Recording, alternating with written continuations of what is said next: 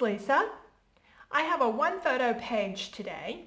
I wanted to share this to do this page because I had an accomplishment last year that I'm particularly proud of. When I got back into quilting about 5 or 6 years ago, one of the things I really wanted to do was to learn how to free motion quilt.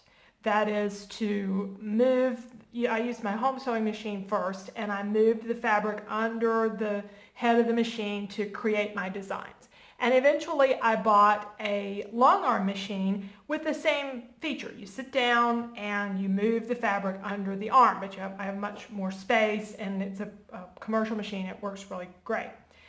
I always refer to it as a sit-down quilting machine versus the stand-up long arm machine where you move the head of the machine and the fabric stays stationary. I now know the distinction and how they're referred to because of our quilt show. I joined my local quilt guild, one of the local quilt guilds, early in 2022, and last year was their quilt show. They do a show every 3 years. It's a big undertaking. And when I did my entries, I made a couple of quilts. I made a quilt that I was going to enter, and it just didn't turn out very good at all. I wasn't pleased with it. So then I made another quilt in a hurry to enter, and at the last minute, I decided to enter this quilt. And the reason I chose this one is because I thought it was small and it was in the contemporary category, but I thought I'd done a really good job on the quilting. And apparently the judge agreed, because at first my best friend and I went to the quilt show. You don't know who wins until the show starts. And we went to the quilt show on the day that it opened. And I looked through the book and I looked at my entries, and well, I didn't win anything. Okay, so that's fine. In my first show, not a big deal. And when we get to, first of all, my quilt had been moved from where it had been positioned. I'd helped set up, so I knew where it was. And it wasn't in its place, and when we found it, it had a ribbon on it, and I was so excited, and I had to try to figure out what did I win a ribbon for. And what this was a judge's choice. There were some awards at the very beginning of the book that for various different things. There was a best overall show and so forth, and my quilt won for best free motion quilting with a non-movable sew head. So there's two kinds of quilting machines. You can move the sew head, or you can have a non-movable head, meaning you move the fabric under the head of the machine. And that's what this one won for. And so I was really proud of it. We had maybe 300 entries total. And of course, a lot of them were the other type of quilting, and some were hand quilted and things. But anyway, I was very proud of it. And so I want to do a page on that. And you know how I like to make my pages tell the story. So I want to make my page have some of the features of my quilt, and obviously it's going to have some quilting on it. Now, I have sewn on pages before with my home sewing machine, but I've never tried to use the quilting machine on paper until I was planning this page. I took a piece of just regular cheap cardstock and experimented to see what would happen if I tried to quilt on it, and it works. It doesn't look as good as it does on fabric, but you can quilt on it. Now, and I plan to do that with this piece of background paper. What I'm going to need to do, though, is I can't do quite exactly the same design. When you're free motion quilting, as you go along, take a pencil here, and let's say I'm using a pencil to draw my design, I have to keep my design continuous. So I might do this kind of thing, and then out. And then at some point, I may end up with something where I want to backtrack a little bit. I'm not going to be able to do that with this quilting on paper, because on paper, it's making a punch. And if I backtrack, I'm never going to be in the same holes, and it's going to end up basically eating through the paper. So I'll have to be careful as I quilt on this to keep the design simple and something that doesn't have any backtracking. But still, the page should have some stitching on it if that's what the award was for. Now, normally I would have the book that had the program that had all of our quilts listed in there and who won what and stuff. I can't find mine. I know it's in this house somewhere. I have looked in all the places that it should be.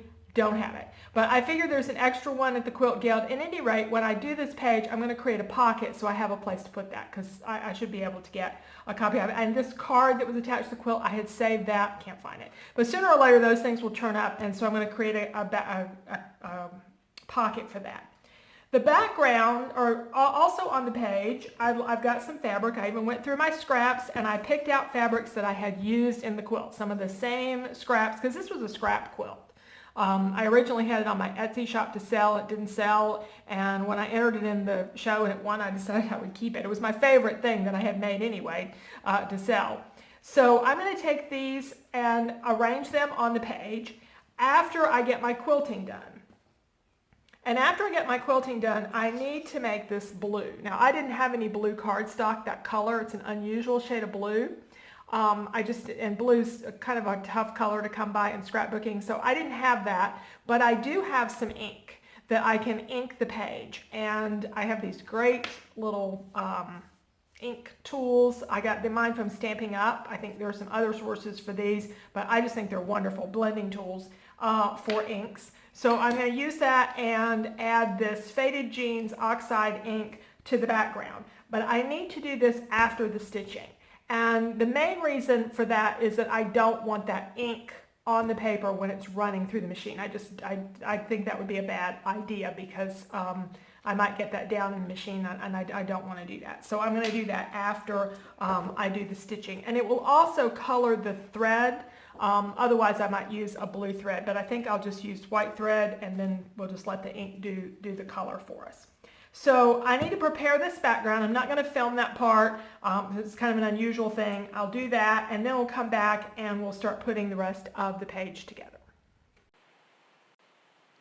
So I have my stitching on this 12 by 12 sheet of white cardstock. It will not win any awards. It's not those smooth curves that I really need to have, but for my purposes, it's fine.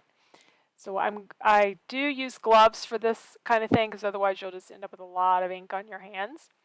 And I'm going to add the Distress Oxide ink, and I'm just using the blending tools to add this. I don't need it super even. I'm just trying to get some blue color on there. And it doesn't really color the thread that much. I think it's because of the fiber in the thread. If I'd used a cotton thread, I think this was a polyester thread, but that's fine. It shows up actually a little better without too much color on the thread. Now, I of course need to add some fabric too to this to make it look like the quilt. And I have these fabrics that were actually used in the quilt. I still have them in my scrap bin. So I pulled a bunch of different ones out, and I'm just cutting them into narrow strips. Real randomly. I'm not worrying about the edges, because the design of the quilt had some angles to it anyway. So I'm just doing the same gradient, though, of light to dark. Because I called my quilt hot and cold. It's what I call it, because of the bright, warm colors in the middle and then on the blue background. And I decided that Tombow adhesive was the simplest way to glue these on. And I'll add a little bit of additional glue to some of the edges. I'm not worrying about strings. This will be in my album. Page protector, these are not going to ravel. Or if they are, it's not going to hurt anything.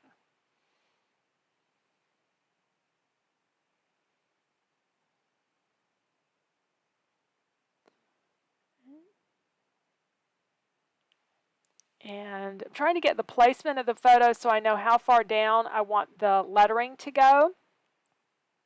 I have 2 packs of these thickers. One has been opened, but they are the same thing, and that's rare for me to have multiples of the same thickers, but they're a nice little ivory color that shows up good on this background. And it's going to say Surprise Ribbon. And they're both upper and lowercase to these letters. And I added the first in there in parentheses. So I hope it won't be the last ribbon, but it's definitely the first one. My text, I wanted it to come out in blue, but my printer and I are not getting along well. It's having issues with the ink cartridges. I'm going to buy some new ink cartridges and see if I can fix it. But in the meantime, it's going to be black and white print. It's a very cheap printer. If it turns into an only black and white printer, it's still got more than gotten its money's worth after the several years that we've had it. So I've got plenty of room there for my journaling, and I can start gluing all these things in place. I do want to make a little ribbon too. I don't have a lot of fancy stuff to make the ribbon out of, but I've got some plain ivory ribbon. And then the theme for the show had to do with stars. So it was called Stars Over the Valley. So I thought that I would put some wood veneer stars on for embellishments. I'm just not exactly sure which ones at this point. Now that pocket, I did happen to remember that before I finished gluing everything on. So I cut a piece of plain white cardstock and just put some adhesive around it, and I had trimmed the top with my Creative Memories cutters.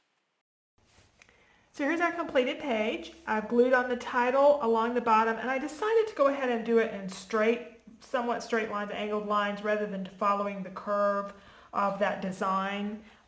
I just thought that was better and keep the design a little bit more subtle in the background. I added the date down at the bottom. It's challenging with these 2022 pages because you're using so many twos out of your various sticker backs.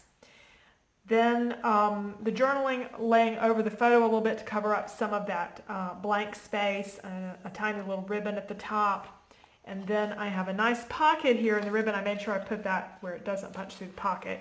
And a nice pocket at the top when I ever find the program or the information that I received, the little card that I received, then it can go into that pocket. And just a few simple embellishments. One of the things that I think is interesting about this page is there's no designer paper.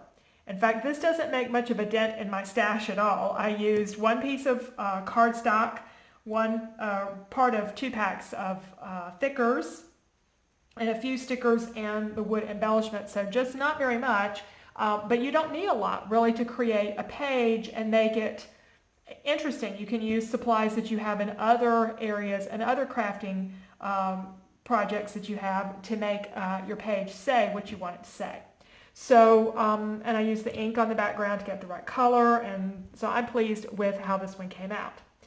These last few pages have been more about me. I do have some pages coming up about my husband, a trip that he took with his grandchildren, and I've got stuff of us together. So there are some other pages coming along. Thanks for joining me today, and I hope you enjoyed the layout.